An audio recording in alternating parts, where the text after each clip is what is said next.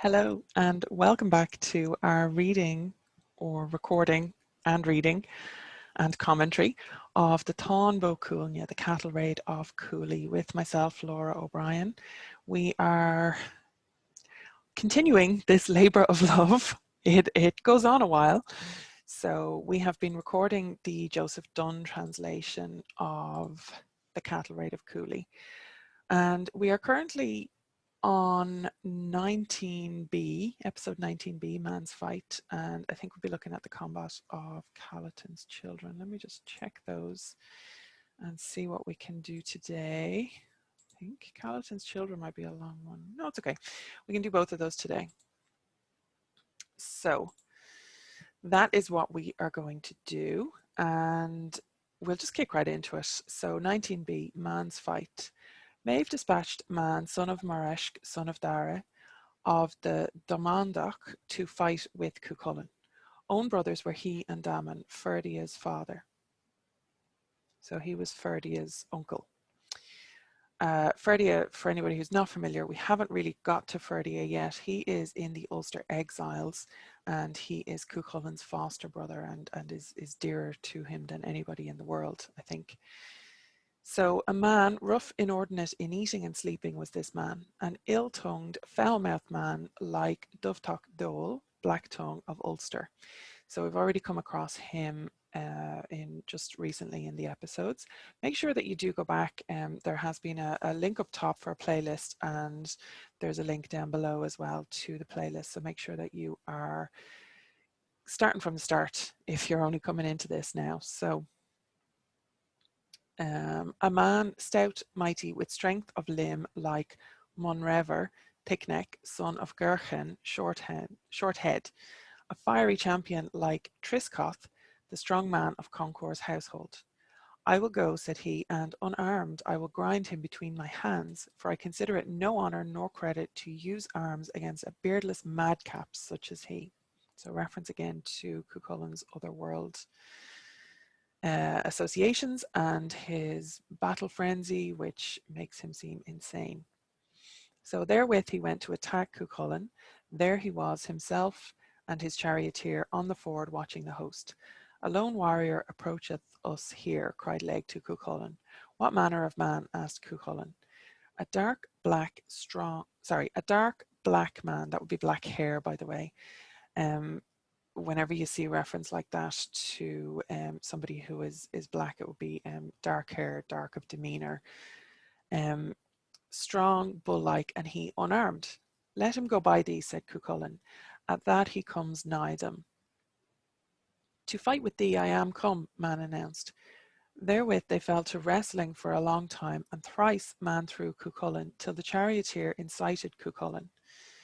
Where at the champion's portion thou wast contending for in Awan, spake Legg, thou wast be all-powerful over the young bloods in Awan. At these words the hero's wrath and warrior's rage returned to Cuchulainn, so that he overcame Mann at the pillar stone, and he fell to pieces in morsels. Hence cometh Mandachta, the plain of Mann's death. So there is no transcription for this provided by Vindish in the Irish. So it's just been put in from Joseph Dunn's side. And then we have the combat of Calatin's children. Now the Bibe features strongly here. We have definitely got Bibe connections here through this. Anyway, the combat of Calatin's children. I do have a blog post actually about Calatin's children, I believe. I'll put a link to it below as well. Then was it debated by the men of Erin who would be fit to contend and cope with Cuchulainn at the morning hour early on the next day. What they all said was that Calatin Dána, the bold, would be the one, with his 7 and 20 sons and his grandsons, Glas MacDelga. Thus were they. Poison was on every man of them, and poison on every weapon of their arms, and not one of them missed his throw, and there was no one on whom one of them drew blood that, if he succumbed not on the spot, would not be dead before the end of the 9th day. Great gifts were promised to them for engaging to do battle and to contend with Cuchulainn. And they took the matter in hand, and it should be in the presence of Fergus that the covenant would be made. But Fergus refused to have part therein, for what they all contended was that they would hold it as a single combat, a combat to wit of Calatin and his 27 sons and his grandson, Glas Macdelga. Now that seems to be a single reference to a grandson, and above it said grandsons plural. So I'm going to say for now that Glas Macdelga is just a singular. For their contention was that his son was a limb of his limbs and a part of his parts, and that to Calatin belonged all that proceeded from his body. So there's a little bit of trickery kind of going on here because it's supposed to be single combat. So they're trying to find loopholes at this point. And as we saw, Cuchulainn is kind of finding his own loopholes in the way of his supernatural or otherworldly essence, or rather Laig actually in a couple of cases is bringing it upon himself or taking it upon himself to incite Cuchulainn, as we saw in the last section there, and use his supernatural advantages, really, because there's been a couple of times where Cuchulainn is almost beaten, and then he has to kind of go that extra bit that nobody else has. So whether that's his supernatural prowess, his battle frenzy, or his weapon, as we'll see, his special weapon, magical weapon. Special weapon sounds like a euphemism for something that I am really not talking about. So he has a magical weapon that we will see in coming episodes. So Fergus betook himself to his tent, and to his people he breathed his sigh of weariness aloud. Grievous it seems to us, the deed to be done here on the morrow, quoth Fergus. What deed may that be? Asked his people. The slaying of Cuchulainn, answered Fergus. Alas, said they, who should kill him? Calatin, he replied, with his 27 sons and his grandson Glas Macdelga. So that would be 29 people altogether. For this is their nature. Poison is on every man of them, and poison on every weapon of their arms. So they're obviously bringing their own advantages into the fight as well. And there is no one on whom one of them draws blood that, if he succumb not on the spot, will not be dead before the end of the 9th day. So even if with the poison that's on them, even if they don't kill them, that the poison will obviously act on them and will kill them within 9 days. And there is no one of you that would go and learn from me and be witness of the battle and fight and bring me news how Cuchulainn died, on whom I would not bestow my blessing and armour. I will go thither, spake Fichu, son of Ferfeva.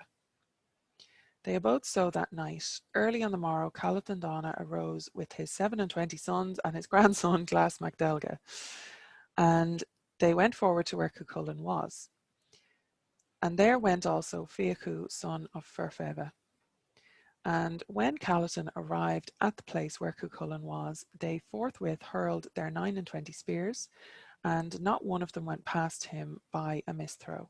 Cuchulainn played the edge feat with his shield, so that all the spears sank up to their middles into the shield. So this is one of Cuchulainn's special warrior feats.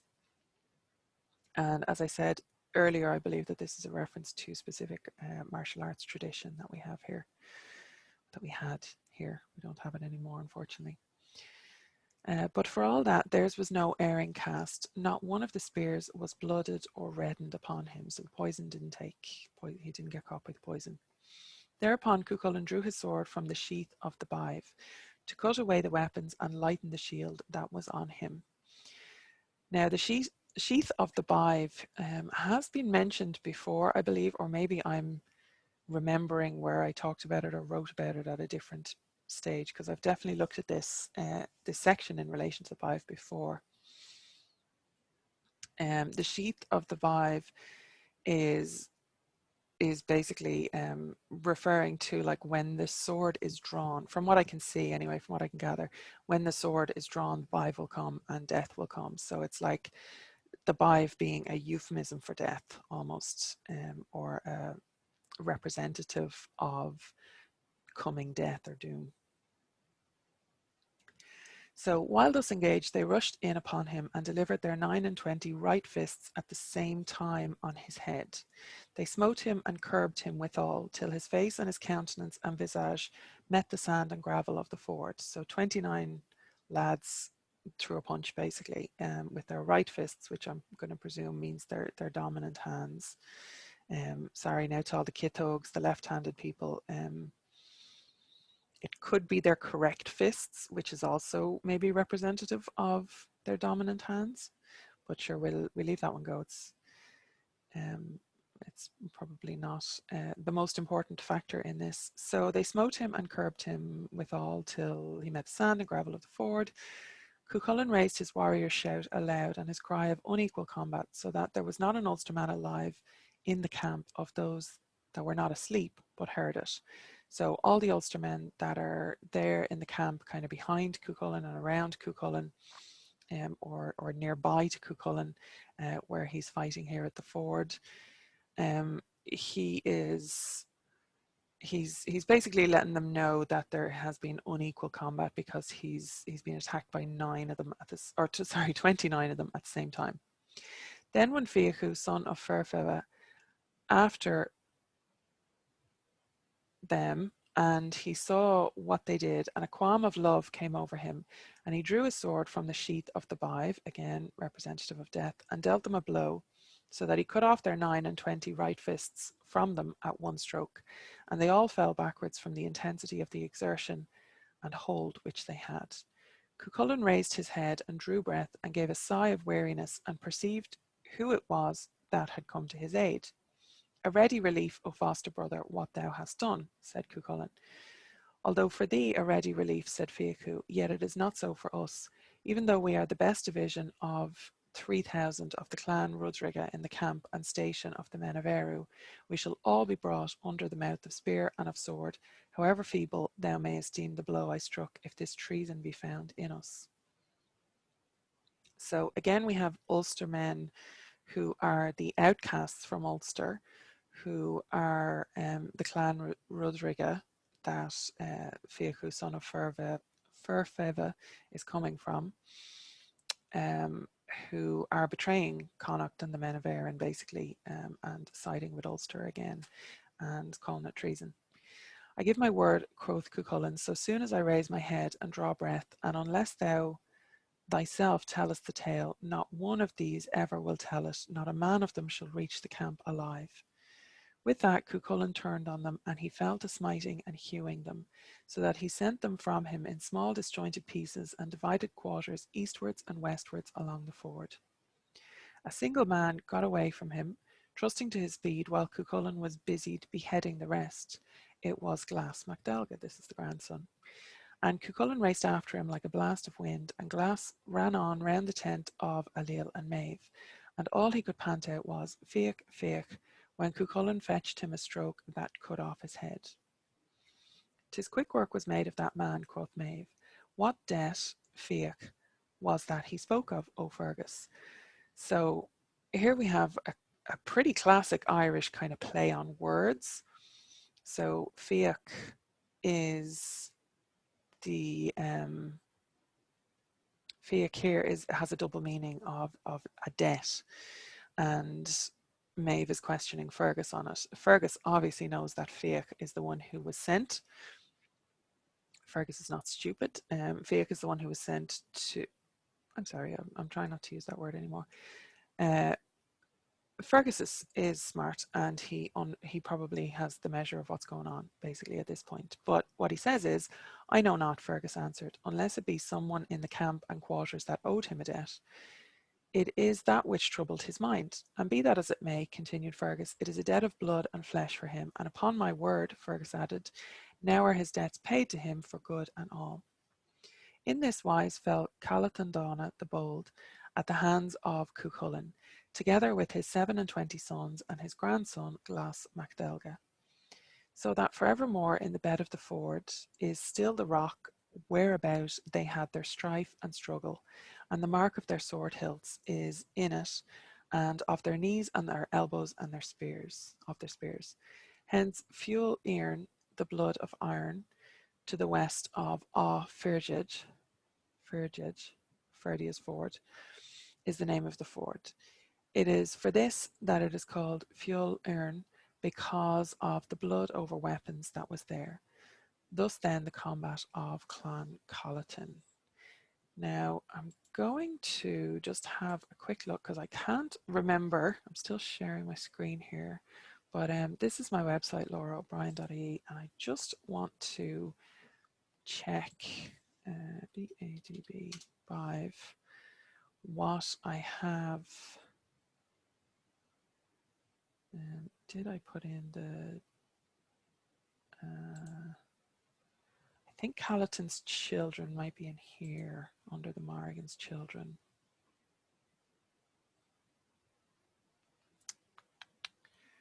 Just see if memory serves me correctly. Sorry now for scrolling through.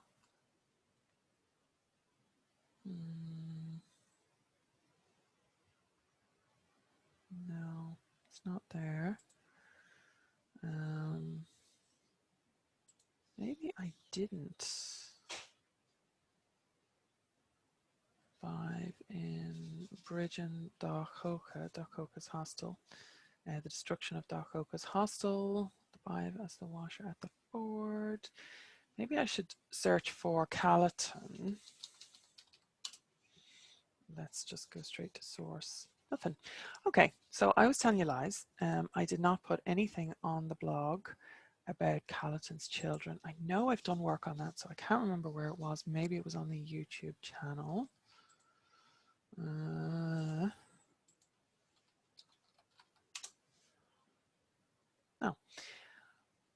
I'm obviously going a little bit daft currently. So apologies for that. I've not done any work on, apparently not done any work on Calatin's children. If I figure out where that is, I will stick it up on my Facebook page, on my author page on Facebook, and or I will figure it out and let you know at the end of next week's Táin recording. How about that? So make sure you are subscribed to the channel and you have hit the bell for notifications, and again, apologies for the lack of brain cells over here. My memory is absolutely terrible. I know I have done some work on it, but I just can't remember where. If you know, feel free to drop a link below in the comments, okay? So, slán go fóill, and I will see you in the next video.